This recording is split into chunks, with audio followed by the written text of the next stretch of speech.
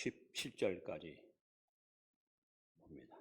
구약성경 117페이지입니다. 출애굽기 23장 14절로 교독합니다. 너는 매년 3번 내게 절기를 지킬지니라.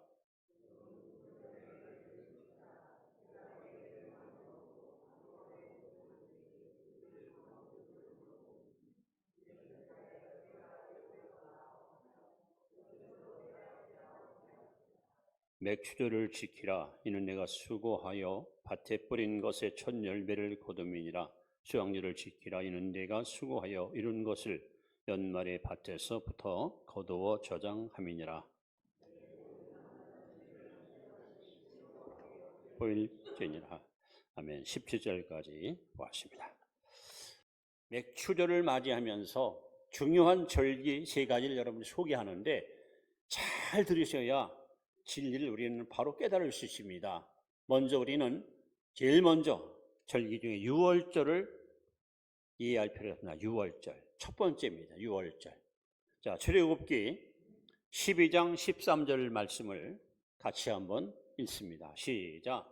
내가 애굽 땅을 칠 때에 그 피가 너희가 사는 집에 있어서 너희를 위하여 표적이 될지니 내가 피를 볼 때에 너희를 넘어가리니 재앙이 너희에게 내려 멸하지 아니하리라. 유월절, 6월이라는 말은 넘어간다. 넘어간다 이런 뜻입니다. 자, 무슨 얘기입니까? 여러분 이스라엘 아시죠? 이스라엘 민족이 과거 에집트, 애굽에서 430년 동안 노예 생활했습니다. 노예 생활, 비참하게. 얼마나 고통스러운가 하나님 앞에 호소합니다. 하나님 우리를 좀 해방시켜달라고, 우리에게 자유를 달라고. 하나님은 그들의 탄식을, 그들의 고통을 들으시고 모세를, 80 먹은 노인 모세를 불러서 모세야 애굽에 가서 내 백성을 해방시키고 이 산으로 데려와서 나를 섬기게 하라. 그래서 모세가 드디어 하나님 명령을 받고 형 아론과 함께 애굽에 내려가서 바로 왕에게 찾아갑니다. 바로 왕이요, 우리 백성을 놓아주시오. 더 이상 노예화하지 말고 저들에게 자유를 주시오. 바로가 한마디로 거절합니다. 야, 내 노예야, 내 물건이야. 네가 감히 뭔데 와가지고. 하나님의 명령입니다. 하나님 누군데? 나 하나님이 보내서 왔습니다. 하나님 말씀에 순종하시오. 바로가 막 거역을 하고 고집을 부리고 욕심을 부리고 끝까지 저항합니다.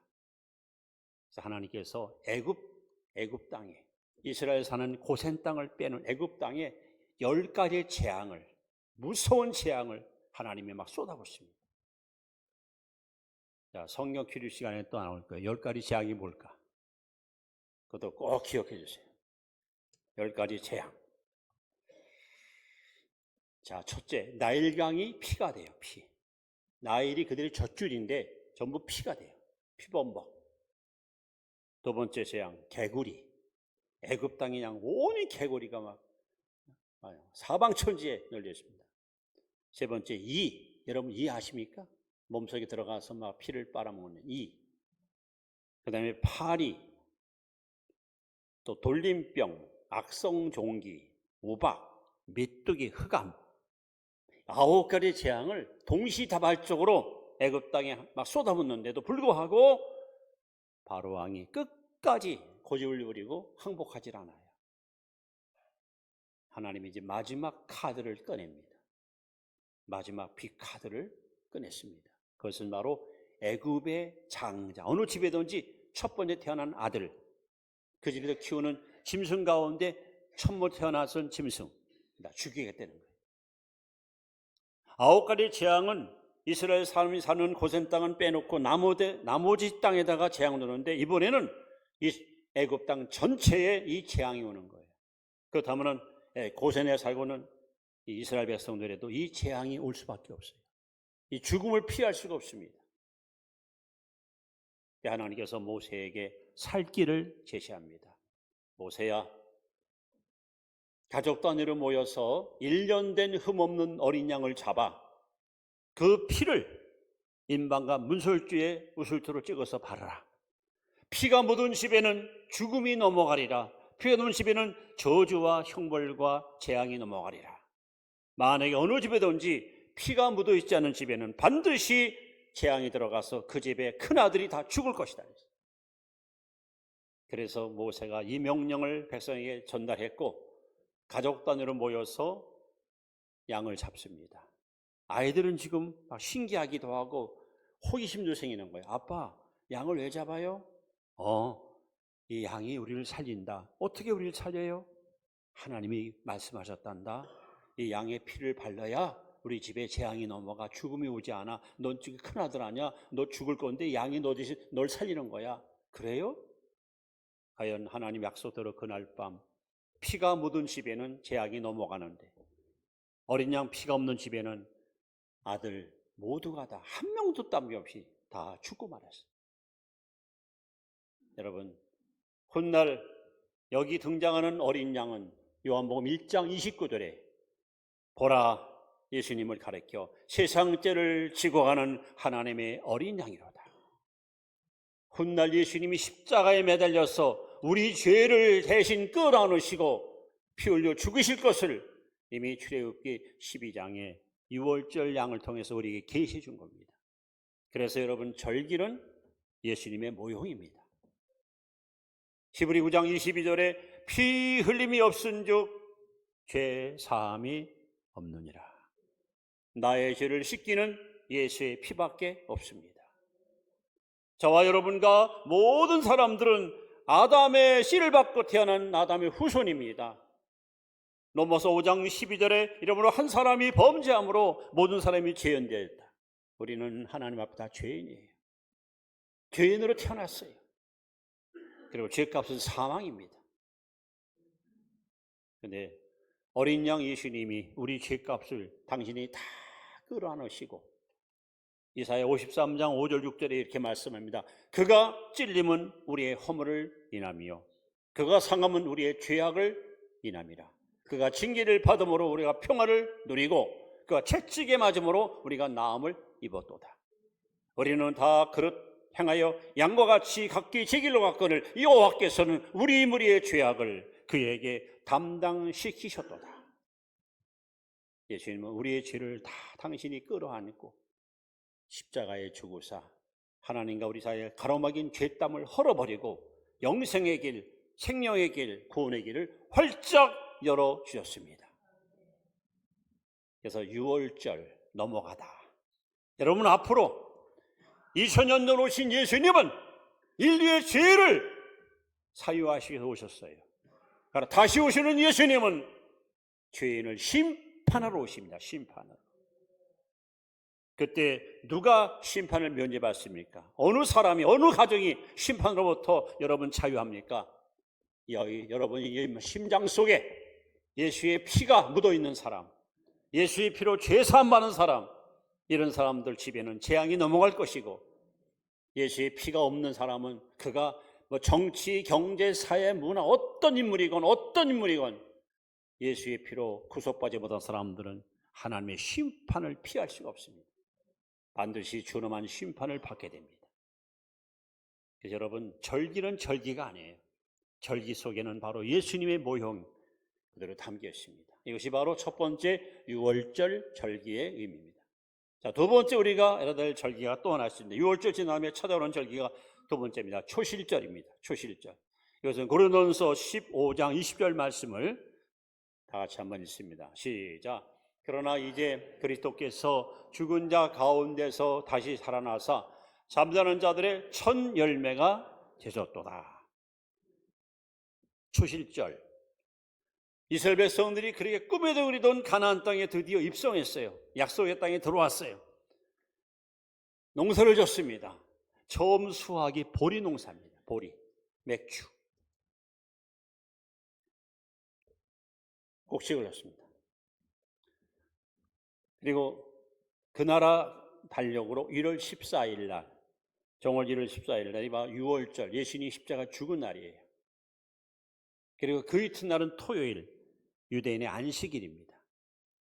그리고 그 이튿날 우리가 지키는 주일입니다. 자, 이 안식일 날, 즉 토요일 날, 그 다음 그들은 뭐랄까요? 안식일 개념이 굉장히 강하거든요. 근데 그들은 토요일 날, 안식일 날 밭에 마을 단위로 사람들이 쭉 걸어 나가서 곡식을 베는 겁니다. 추수하는 거예요. 자, 베러 가서 낫을 든 사람이 회중을 향해서 큰 소리로 외칩니다. 낫 가진 자가 이렇게 외칩니다. 태양이 졌습니까? 해가 져야 안식일이 오기 때문에. 그러니까 거기 있는 사람들이 예, 해가 졌습니다. 그러면 이 낫으로 일합니까? 하면 백성들이 말합니다. 예, 그렇게 하십시오. 그 다음에 낫으로 벤 곡식을 바구니에 넣습니까? 하고 외치면은 모두가 그렇게 하십시오. 그래서 한 단 보리를 추수해서 묶어가지고 성전뜰로 가져갑니다. 가져가서 작은 막대기를 가지고 그 곡식을 톡톡톡톡 쳐서 알곡을 이렇게 다 섞어냅니다. 섞어낸 다음에 그것을 절겨놓고 곱게 빻니다. 아주 고운 가루를 만들어요. 기름을 섞어가지고 드디어 떡을 만들어서 하나님께 드리는 첫 열매를 드리는 바로 이 예식이 추실절입니다. 초실절. 놀랍게도 바로 그날 예수님 십자가 죽은 날이 금요일이고 이튿날이 안식일이고 그리고 주일날 죽은 지 사흘 만에 예수님은 무덤을 깨트리고 부활하셨습니다. 살아나셨습니다. 얼마나 놀라운 사건입니까? 이 절기가 주는 이 의미가 이렇게 깊어요. 초실절이 없었으면 주님은 부활하지 않죠. 여러분 산에 가시면 많은 무덤을 목격합니다. 공동묘지에 가면 더 많이 볼 수 있고요. 이때 태어난 사람 중에 죽음을 피한 사람은 아무도 없습니다. 히브리 9장 27절에 한 번 죽는 것은 사람에게 정한 것이요. 한 번 죽는 것은 사람에게 정한 것이요. 아무도 죽음을 피할 수가 없어요. 죽음은 예고도 없이, 죽음은 순서도 없이, 죽음은 사정도 없이, 죽음은 때와 장소를 가리지 않고 반드시 여러분에게도 제게도 찾아옵니다. 왜 사람이 죽습니까? 죽음은 결과고 원인은 죄 때문입니다. 죄에서 쓴 사망입니다. 그 죄를 해결하신 분이 바로 예수님이십니다. 예수님은 우리의 죄를 담당하시고 십자가에 죽으셨습니다. 그리고 그 예수를 사람들은 무덤에 가뒀습니다. 임봉을 했습니다. 병사를 시켜서 무덤을 지키게 했습니다. 그런데 죽은 지 사흘 만에 우리 예수님은 사망의 권세를 깨트리시고 무덤을 굴려내시고 살아나셨습니다. 여러분, 하늘과 땅과 만물 가운데 죽음을 이기고 살아계신 분은 예수님밖에 없어요. 누가 죽음을 이깁니까? 누가? 석가가 이깁니까? 공자가 이깁니까? 마호메트가 이깁니까? 아무도 못 이깁니다. 그들은 다 무덤에 들어가서 썩었습니다. 그러나 기독교는, 예수교는 무덤이 없습니다. 왜? 살아났기에. 그리고 오늘 성경은 말합니다. 부활의 첫 열매로. 여러분 혹시 밭에 씨를 뿌려본 적이 있습니까? 집에서 하다못해 화단에다 고추씨도 심을 수 있고요. 토마토를 심을 수 있고요. 참 씨 하나 심었는데 그 속에서 수백 개 열매가 맺어요. 신기해요. 그리고 또 씨를 맺히고 그 씨를 보관했다 심으면 또 나와. 지금까지 인류는 그 씨를 가지고 먹고 살아왔어요. 하나님만 할 수 있는 창조의 역사입니다. 그래서 여러분, 기독교는 생명의 종교입니다. 부활의 종교입니다. 우리 예수님은 첫째 아담이 우리에게 죄와 죽음을 가져왔다면 둘째 아담 예수는 우리의 의와 생명을 가져왔습니다. 예수님은 지금도 우리에게 이렇게 말씀합니다. 요한복음 11장 25절에 예수를 가라사대 나는 부활이요 생명이니 나를 믿는 자는 죽어도 살겠고 무릇 살아서 나를 믿는 자는 영원히 죽지 아니하리라 그랬습니다. 그래서 예수 믿으면 영생 얻는 거예요. 육신이 흙으로 가지만 구원받은 영혼은 죽지 않습니다. 영광의 나라에 들어가서 복락을 누릴. 그러므로 추실절, 바로 이것은 부활절을 상징하는 예수님의 모형입니다. 그리고 오늘 우리가 지키는 세 번째 절기를 말합니다. 이 맥추절은 이름이 세 가지가 있어요. 맥추절, 칠칠절, 그리고 오순절. 그래서 오순절, 여러분 사도행전 2장 1절부터 한번 같이 봅니다. 시작. 오순절 날이 이미 이름에 그들이 다 같이 한 곳에 모였더니 호련히 하늘로부터 급하고 강한 바람 같은 소리가 있어 그들이 앉은 온 집에 가득하며 마치 불이흙처럼 갈라지는 것들이 그들에게 보여 각 사람 위에 하나씩 임하여 있더니 그들이 다 성령의 충만을 받고 성령의 말하심을 따라 다른 언어들로 말하기를 시작하니라. 자, 오늘 맥추절, 특히 오순절. 오순절은 어떤 의미가 있습니까? 여러분, 하나님이 사람을 처음 창조할 때에 창세기 2장 7절에 이렇게 기록되어 있습니다. 여호와 하나님이 흙으로 사람을 빚으시고 그 코에 생기를 불어넣으니 사람이 생명이 된지라. 우리 인간은 흙과 하나님의 영으로 만들어진 존재예요. 그래서 사람은 영혼과 육체를 지니고 있어요. 때가 되면 우리 육신은 흙으로 갑니다. 영혼은 구원받은다는 천국으로 갑니다.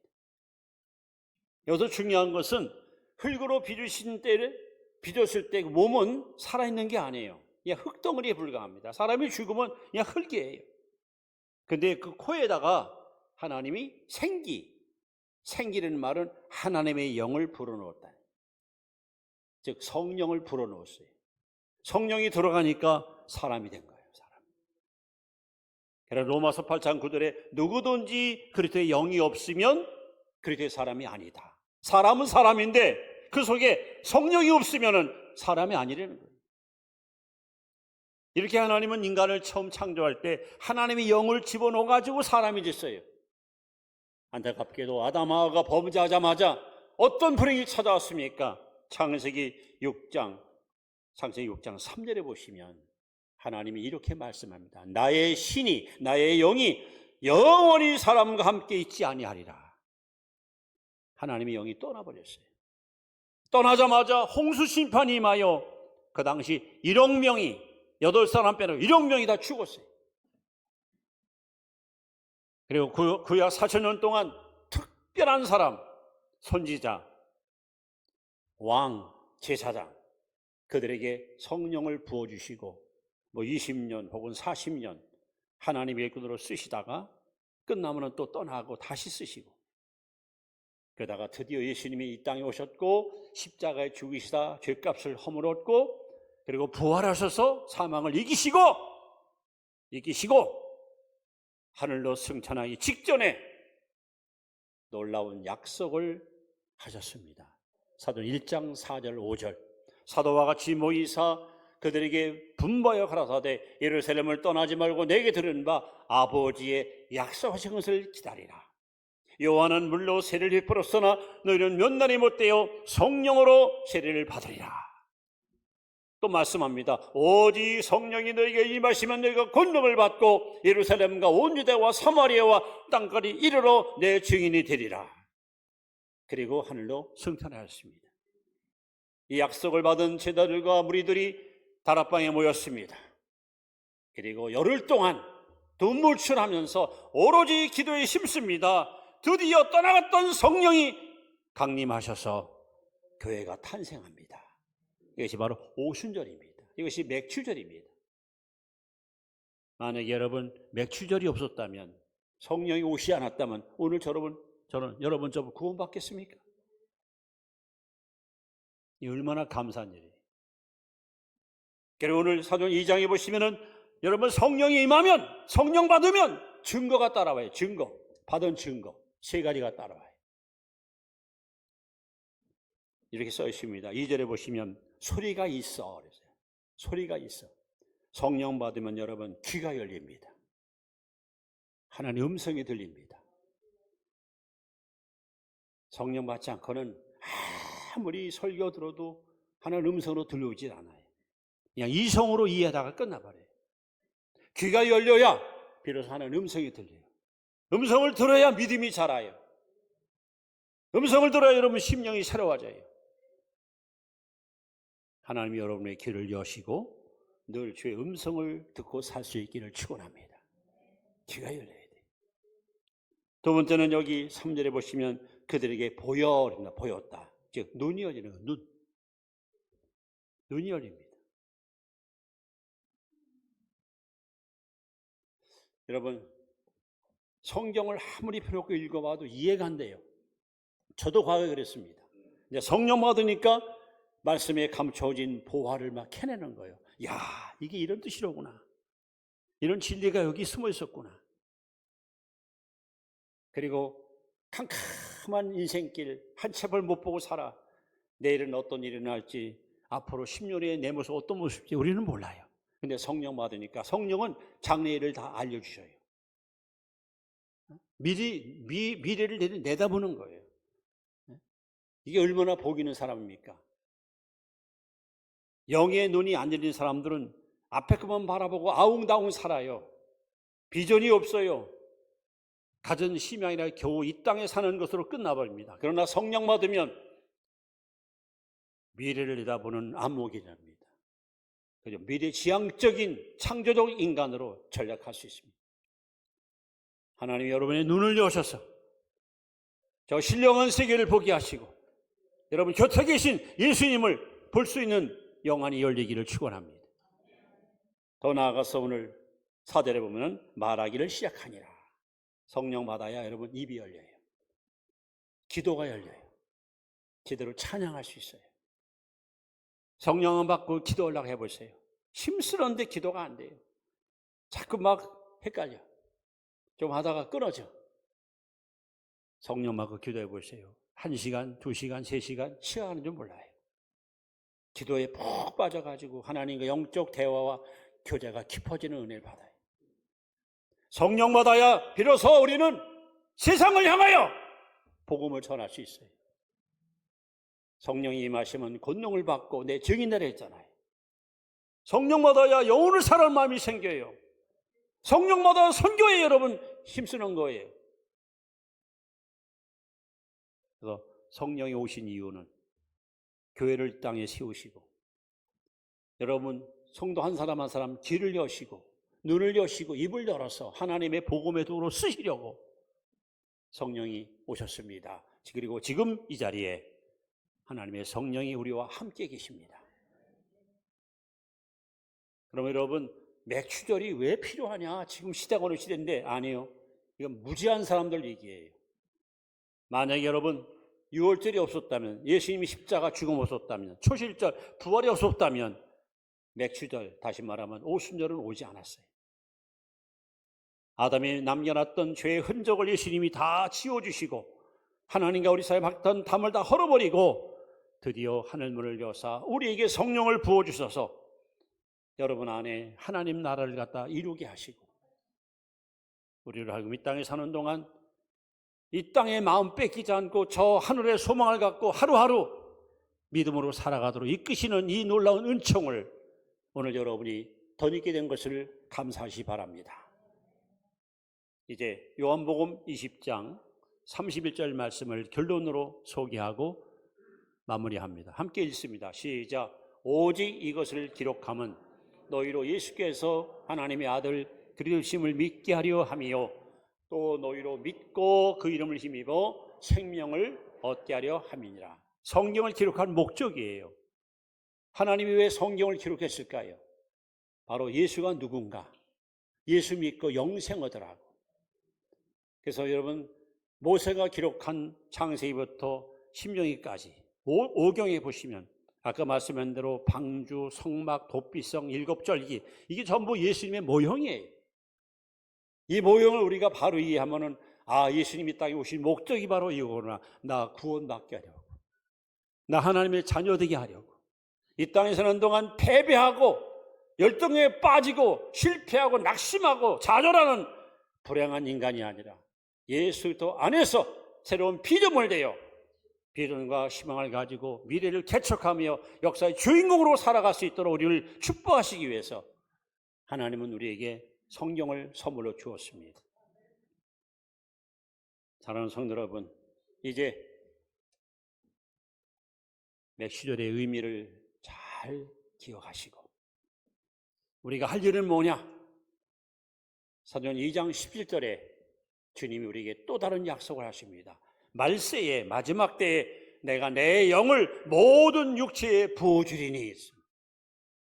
이스라엘 나라에는 2번 비가 와요. 2번. 그래서 봄에 내리는 비를 이른 비, 가을 내리는 비를 늦은 비. 이 2번 비가 와야 여러분 농사를 짓습니다. 이른 비 때는 파종합니다. 늦은 비 때는 추수합니다. 근데 성경에 보면은 이른 비는 바로 2000년 전 다락방에 임했던 성령이고 늦은 비는 오늘 우리에게 부어주시는 바로 보혜사 성령이십니다. 2000년 전은 다락방에만 임했어요. 근데 오늘날에는 우리 육체에다가 물 붓듯 부어준다 했습니다. 이 시간 성령 충만하시고 성령으로 철저히 무장해서 악하고 음란하고 폐악한 세상 가운데 여러분 믿음으로 날마다 승리하는 삶을 살아갈 수 있는 우리 복된 성도 되시기를 축원합니다. 기도합니다. 참 좋으신 하나님,